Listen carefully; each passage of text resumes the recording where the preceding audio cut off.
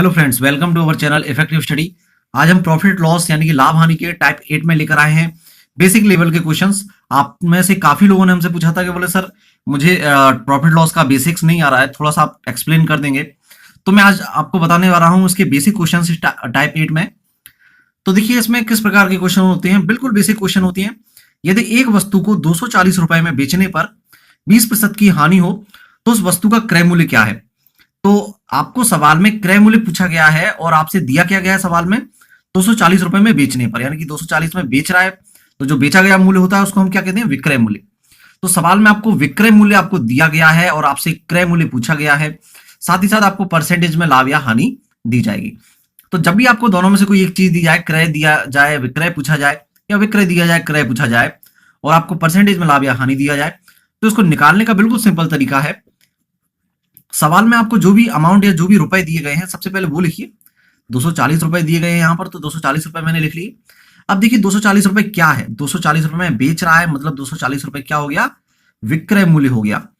तो और विक्रय मूल्य हो गया ये, और 20% की हानि पर बेच रहा है वो, यानी कि 240 में बेचने पर 20% की हानि हो रही है। तो विक्रय परसेंटेज क्या हो गया, 20% की हानि पर बेच रहा है। क्रय मूल्य को आप हमेशा कितना मानेंगे, 100%। क्रय मूल्य को आप हमेशा 100% मानिए, और जो विक्रय परसेंट है वो डिपेंड करेगा हानि या लाभ पर। तो 100 में से आप अगर हानि होगी तो माइनस करेंगे और लाभ होगा तो प्लस करेंगे। तो यहां पर हानि है, फिलहाल मैं माइनस करता हूं, और जितना परसेंट है उतना माइनस कर देंगे। 20% हानि है तो 100 में से 20 माइनस कर दिया, यानी कि 80% में वो क्या कर रहा है, बेच रहा है। ये विक्रय का परसेंट आ गया। तो क्रय आपने 100 माना, विक्रय का परसेंट आ गया 80। अगर ये 20% का लाभ होता तो 100 में जुड़ जाता, 120 हो जाता। बिल्कुल सिंपल है। तो विक्रय मूल्य 240 है आपके पास, सवाल में दिया था तो मैंने यहां लिख लिया है। अब जरा ध्यान से समझिए कि जो आपको मूल्य दिया गया है, यानी कि विक्रय मूल्य दिया गया है, तो उसका परसेंटेज आएगा हमेशा नीचे। ये विक्रय मूल्य है तो विक्रय का परसेंटेज आएगा नीचे, और विक्रय का परसेंट कितना है, 80। तो लिख दीजिए नीचे 80। और जो आपको ज्ञात करना है, जैसे कि आपको यहाँ क्रय मूल्य ज्ञात करना है, तो जो चीज ज्ञात करनी होती है उसका परसेंट आएगा यहाँ ऊपर। तो आपको क्रय ज्ञात करना है और क्रय का परसेंट हम हमेशा 100 मानते हैं, इसलिए 100 आएगा यहाँ पर ऊपर। तो बिल्कुल सिंपल है, जो सवाल में दिया गया है उसका परसेंटेज आएगा नीचे, जो ज्ञात करना है उसका परसेंट आएगा यहाँ ऊपर मल्टीप्लाई में। अब इसको आप सॉल्व कर लीजिए तो आपको आंसर मिल जाएगा। ये 8 से डिवाइड होगा तो 3 आ जाएगा, और 100 में मल्टीप्लाई होगा तो 300 रुपीज क्रय हो गया। यानी कि 300 रुपए में वस्तु खरीदी गई और उसको 20% की हानि पर बेचा जाता है, तो वो 240 रुपए में बेची जाएगी। चलिए एक एग्जाम्पल और देखते हैं हम इसमें। जैसे कि एक खिलौना 750 रुपए में खरीदा गया, यदि उसे 16% लाभ पर बेचा जाए तो उसका विक्रय मूल्य क्या होगा। इस बार आपसे विक्रय मूल्य पूछा गया है, पिछली बार क्रय मूल्य पूछा गया था, लेकिन इस बार विक्रय मूल्य पूछा गया है और आपसे क्रय मूल्य दिया गया है। 750 रुपए में खरीदा गया, तो जो खरीदा जाए वो क्या हो गया, क्रय मूल्य। तो ये 750 आपको क्रय मूल्य दिया गया है, विक्रय मूल्य पूछा गया है, और साथ ही साथ आपको लाभ दिया गया है। यहाँ पर 16% लाभ है, तो 16% लाभ पर बेचा जा रहा है, यानी कि विक्रय का प्रतिशत कितना होगा, तो विक्रय का प्रतिशत होगा, लाभ है तो 100 में जोड़ेंगे और कितना जोड़ेंगे, ये 16, यानी कि 116% में विक्रय किया गया। तो विक्रय का परसेंट मिल गया। चलिए अब सवाल में आपके पास जो अमाउंट दिया जाता है सबसे पहले हम वो लिखते हैं। तो 750 दिया है वो लिख लिया। अब 750 क्या है, क्रय मूल्य है।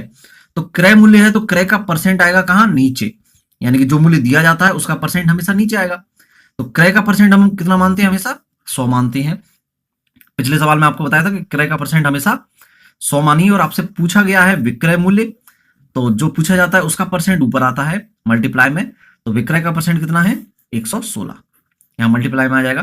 चलिए इसको हम सॉल्व करेंगे तो ये हो जाएगा, 25 से काटेंगे, 25 3 75, 30 आएगा, 25 100, 4 से 116 को काटेंगे 29 बार, और 29 का 30 में यहाँ गुणा करेंगे तो आ जाएगा 870 रुपए। क्लियर। तो विक्रय मूल्य आ गया यहाँ पर 870 रुपए। 750 में खरीदा, अगर उससे 16% का लाभ लग रहा है तो सीधी सी बात विक्रय मूल्य अधिक आएगा, जो कि आ गया 870 रुपए। चलिए इसमें एक एग्जाम्पल हम और देखेंगे। एक और एग्जाम्पल इसमें, जैसे कि एक घड़ी 250 रुपए में खरीदी गई, यदि उसे 20% हानि पर बेचा जाए तो उसका विक्रय मूल्य। इस बार फिर से आपसे विक्रय मूल्य पूछा गया है, खरीदा गया मूल्य यानी कि क्रय मूल्य आपसे 250 रुपए दिया गया है, और 20% की हानि पर बेचा जा रहा है, यानी कि 100 में से हानि है तो घटाएंगे कितना, 20, तो यानी कि 80% में उसको बेचा जा रहा है। ये विक्रय का परसेंट हो गया, ठीक है ना। चलिए सॉल्व करते हैं, हम निकालेंगे विक्रय मूल्य। तो सबसे पहले क्या करते हैं, सवाल में जो अमाउंट दिया है वो लिखिए। 250 रुपए दिया तो 250 रुपए लिखिए। अभी 250 रुपए क्या है, खरीदा गया मूल्य यानी कि क्रय मूल्य है। तो जो मूल्य है उसका परसेंट आएगा नीचे। तो क्रय मूल्य का परसेंट हमेशा 100 लिखेंगे। और क्या याद करना है, विक्रय मूल्य का परसेंट हम हमेशा ऊपर लिखेंगे। चलिए इसको सॉल्व करेंगे हम, तो हमको मिल जाएगा यहाँ पर 25 अट्टे 200। तो 200 रुपए यहाँ पर विक्रय मूल्य आ गया।